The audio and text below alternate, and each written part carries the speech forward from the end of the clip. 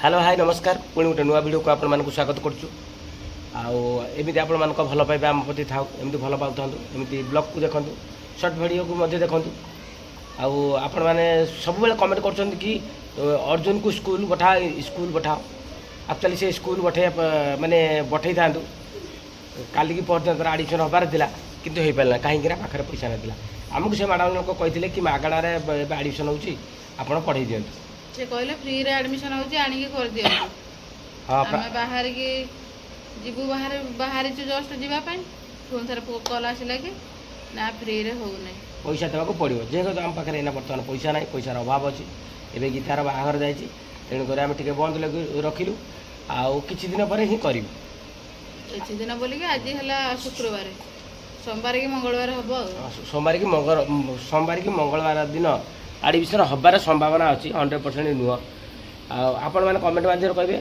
Government school पाठ पढ़ाइले भल ना प्राइवेट स्कूल पाठ पढ़ाइले भल कि मो मत गवर्नमेंट स्कूल पाठ पढ़ाइले ही बहुत भल खाली भल नुह बहुत भल कारण आम सब गवर्नमेंट स्कूल ही पाठ पढ़ीचु आउ प्राइवेट स्कूल गवर्नमेंट स्कूल भितर डिफरेंट या जे प्राइवेट स्कूल गने छोट छुआ आज्ञा भल गवर्नमेंट स्कूल ठार प्राइवेट स्कूल टे दायित्व अधिक नियंती मुझे शुणी मुझे तो पढ़ी नहीं कि जानी शुणी से प्राइवेट स्कूल छाड़ा चाहूँ आ गोटे कथा आम घर ठार प्राइवेट स्कूल जी बाट गवर्नमेंट स्कूल से बाट ना कौन आउ से 2-4 वर्ष रही बड़ जेहेतु अर्जुन आम बहुत चगला आपण मैंने भिडियो देखुए 2-4 वर्ष से रहीगले तापर आणिक गवर्नमेंट स्कूल ना लिखे देती 7-8 वर्ष होगा मैंने ना कि गवर्नमेंट स्कूल आम ना लगे बोली ये करछु आम तो एत पैसा देखिए पाठ पढ़ी पारे पढ़ी पारे छड़ा आम सुविधार जदि हो पार कम पैसा कौ प्राइवेट स्कूल हो पार पढ़े बोली आशा रखुचु आ सोमवार मंगलवार आड़ को आडमिशन करी बोली आशा रखुचु कारण आपण मैंने कहे कौ स्कूल पाठ पढ़े भल हम प्राइवेट स्कूल गवर्नमेंट स्कूल आम तो आम ओपिनियन रखिदेलु आपण मैंने आम ओपिनियन कहीदेलु जे आम प्राइवेट स्कूल पढ़ू कहीं आम घर प्राइवेट स्कूल जी बाट गवर्नमेंट स्कूल से बाट आ कथा प्राइवेट स्कूल टे छोट छुआ दायित्व टी अधिक नियंती बोली मु लोक मान शुणी जोटा मुझे ही जानी ना देखा छाड़े जना पड़ो ना कौन कौन से आपण मानकर मतामत भी चाहूँ जो कौ स्कूल पाठ पढ़ाइले भल हम ये तो छोट छुआ 2-3 वर्ष होती से खाली जीव खेली बुलिकी आसो ना कि आ कौन पाठ पढ़ो खाली खेली बुलिकी आसो 4-5 वर्ष जदि पढ़ेलु 4 वर्ष कष्ट मस्ट पढ़ेगी गवर्नमेंट स्कूल को धरी आस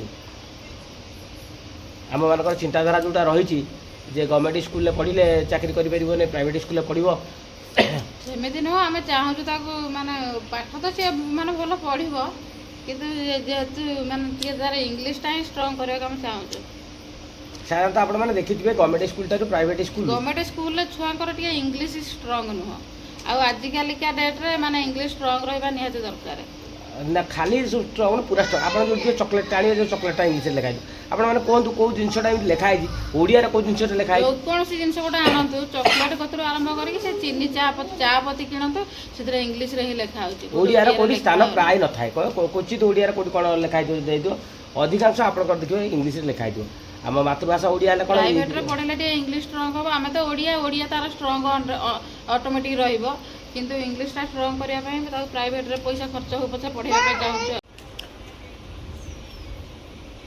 आपने देखी तो चॉकलेट गोटे किने चॉकलेट आरंभ कर जहाँ भी आप आने कि मेडिसिन आरंभ कर जहाँ भी आने सब इंग्लीश लिखाई गोटे प्रत्येक छुआ इंग्लीशटा कि स्ट्रंग करवा दरकार गोटे जिन कि गोटे बुझीपार दरकार आप जहाँ भी चाहिए मातृभाषा आमर ओडिया किंतु आम मातृभाषा लगुच इंग्लीश पढ़ी हाँ कि आम प्रथम आ न जाने एबीसीडी जाना निहाती आवश्यक कारण ये प्राधान्य दि जाऊँपर ना इंग्लीश आपन को प्राधान्य मानने पूरा दि जाऊँगी आम ओडिशा जब खाली ओडिया सब लिखा होता आमको असुविधा होता नहीं से आम चाहूँ कि से जो प्राइवेट स्कूल पढ़ी बेसी तो पढ़ी हम पैसा पतर असुविधा अच्छी से 2-4 वर्ष कौन देखा पढ़े टे स्ट्रंग होगा गवर्नमेंट स्कूल को आसो ना कौन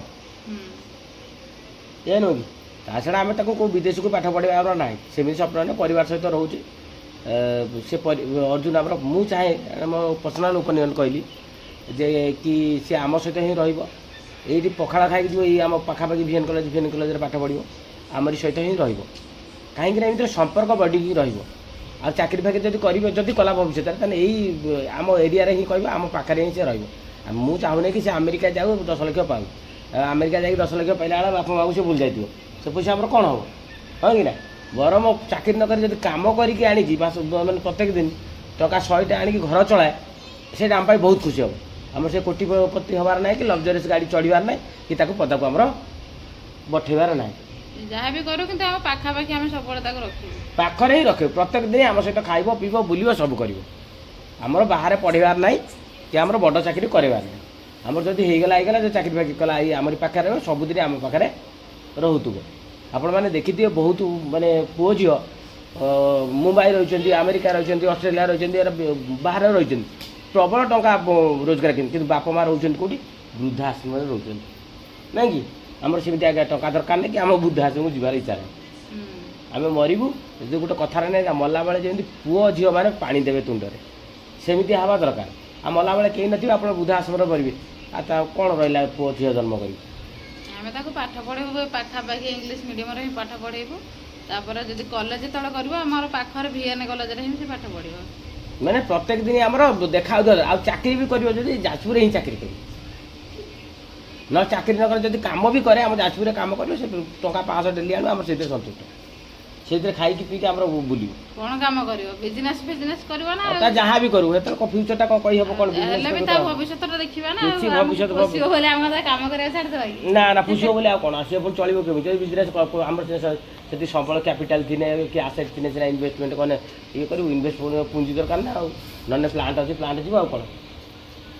ବୁଝିପାରୁଛ ନା ମୋ କଥା? ଆମର ସବୁଠୁ ଏଇଟା ହେଉଛି ସବୁଠୁ ସତ କଥା ଯେଉଁଟା ମୁଁ କହିଲି, ମାନେ ମୋ ହୃଦୟର କଥା କହିଲି, ଫ୍ରାଙ୍କଲି ପୁରା ଆପଣମାନଙ୍କୁ କହିଲି। କିନ୍ତୁ ପାଖରେ ଯାହା ବି କରୁ ପାଖରେ ରହିବ, ତା ଉପରେ ଡିପେଣ୍ଡେବୁଲ୍ କରେ। ଆଉ ତ ତା ପାଇଁ ନେଇକି ଆମେ ସ୍ୱପ୍ନ ତ ବହୁତ ବଡ଼ ଦେଖିଛୁ, କିନ୍ତୁ ଦେଖିବା କ'ଣ ହେଉଛି, କେତେ ଦୂରେ ମାନେ ଇଏ ହେଉଛି। ଆଉ ଆପଣମାନେ କମେଣ୍ଟ ମାଧ୍ୟମରେ ନିଶ୍ଚିତ ଜଣାଇବେ ଯେ ଅର୍ଜୁନ ପ୍ରାଇଭେଟ୍ ସ୍କୁଲ ପଢ଼ିଲେ ଭଲ ନା ଗଭର୍ଣ୍ଣମେଣ୍ଟ ସ୍କୁଲରେ ପଢ଼ିଲେ ଭଲ?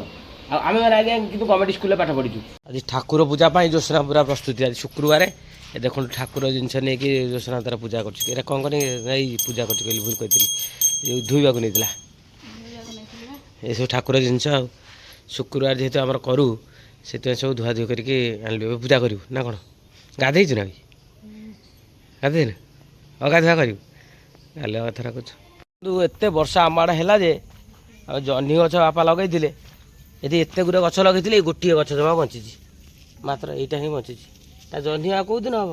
ତା ପୁରା ଦୁର୍ବଳ ହେଇଗଲାଣି ବର୍ଷାରେ ହେଲା। ଆଉ ସେପଟରେ ବି ଲଗେଇଥିଲୁ ବାଇଗଣ ଗଛ, ଲଙ୍କା ଗଛ ଲଗେଇଥିଲୁ, ମୁଁ ଆପଣମାନଙ୍କୁ ସେଗୁଡ଼ା ଦେଖାଉଛି। ବାଇଗଣ ଗଛର ବି ଅବସ୍ଥା ସେଇଆ। ସେ ଲଗେଇଥିଲୁ 50ଟା ଖଣ୍ଡେ ଗଛ, ବାପାର ମୋର ଯାଇକି ପ୍ରବଳ ପରିଶ୍ରମ କରି ଖରା ଲଗେଇଥିଲୁ। ଏଠି ଗୋଟେ ଦୁଇଟା ଦେଖନ୍ତୁ, ଏଇଟା ଗୋଟେ ଗଛ ବଞ୍ଚିଛି, ଏଠି ବାଇଗଣ ଗଛ, ଏଇଟା ଗୋଟେ ବାଇଗଣ ଗଛ ବଞ୍ଚିଛି, ଏଇ ଗୋଟିକ, ଆଉ 2-3ଟା ଖଣ୍ଡେ ଇଆଡ଼େ ବଞ୍ଚିଥିବ, ଆଉ 2ଟା ଲଙ୍କା ଗଛ, ଏଇଟା ଗୋଟେ ବାଇଗଣ ଗଛ ଏଇଠି ବଞ୍ଚିଛି, ଏଇଟା ଗୋଟେ ବାଇଗଣ ଗଛ ଦେଖନ୍ତୁ ଏଇଟା, ଆଉ ଏଇଠି ଗୋଟିଏ ଲଙ୍କା ଗଛ, ମାତ୍ର ଗୋଟିଏ ଲଙ୍କା ଗଛ ବଞ୍ଚିଛି। ଏତେ ଜୋରରେ ବର୍ଷା ହେଲା, ପାଣି ତ ସନ୍ତସନ୍ତିଆ ହେଲା, ପାଣି ଛଲକା ମାରିଲା ମରିଗଲା, ଆଉ ତାକୁ କ'ଣ କରିବି? ତଥାପି ଆଉ ଥରେ ଆଣିକି ଲଗେଇବି ବାଇଗଣ ଗଛ, ଲଙ୍କା ଗଛ, ଆଟଲିଷ୍ଟ ପରିବା ଖାଇବାଟା ତ ହେଇଯିବ ଏ ସିଜିନ୍ରେ, ସେଇଥିପାଇଁ ଆଉ ଗୋଟେ ଆଣିକି ଲଗେଇବି ବୋଲି ଭାବିଛୁ ନା ଲଗେଇବି। ତ ଆଜି ଯାଇଥାନ୍ତି ଆଣିବା, କାମ ରହିଲା ଯାଇ ହେଲାନି, କାଲି ଯିବି ଆଉ। ଆଜିର ଭିଡ଼ିଓଟି ଯଦି ଆପଣମାନଙ୍କୁ ଭଲ ଲାଗିଥାଏ ତାହେଲେ ନିହାତି ଭାବରେ ଲାଇକ୍ କରିବେ, କମେଣ୍ଟ କରିବେ, ସେୟାର କରିବେ, ସବସ୍କ୍ରାଇବ୍ ମଧ୍ୟ କରିବେ। ଆଜି ପାଇଁ ଏତିକି ରଖୁଛୁ, ପୁଣି ଦେଖାହେବ ଆଉ ଗୋଟିଏ ନୂଆ ଭିଡ଼ିଓରେ। ସେ ପର୍ଯ୍ୟନ୍ତ ନମସ୍କାର, ଜୟ ଜଗନ୍ନାଥ।